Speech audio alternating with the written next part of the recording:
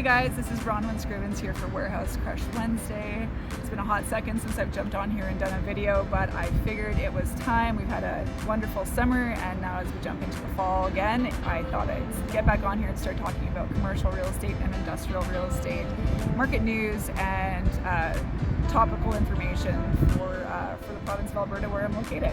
So this week I just want to direct your attention to an article I wrote about the sale-leaseback transaction and the positive effects that this can have, or impacts that this can have on an owner-operator who is looking for working capital, either to grow their business, to take advantage of opportunities, or to clear off some debt.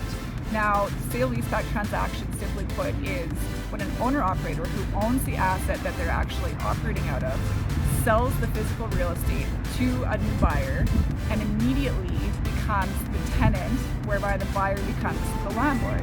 This allows the seller or the previous owner of the building to collect 100% of the proceeds from that asset.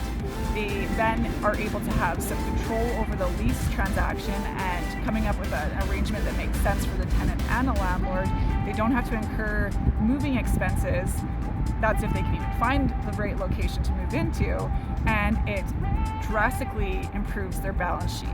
So for the buyer, of course, they are now getting the opportunity to purchase an asset that has a steady stream of income from a quality tenant.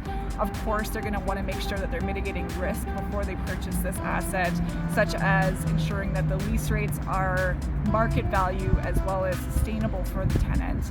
They're going to want to make sure that they know the strength and the size of the business itself. They're going to want to make sure they know the length of the lease. Obviously, longer is better, has more length of payments. And lastly, they're going to want to make sure they know what is going on with the actual asset itself. Does it need a new roof? Does it need new doors? What type of capital expenditures are required?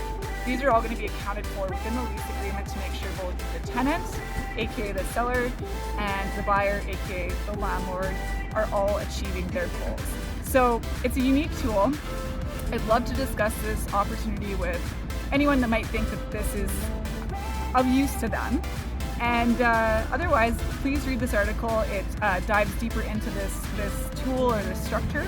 And I'm Bronwyn Scrivens, and I will see you guys a lot more frequently now that we're heading into the winter here. See you guys later.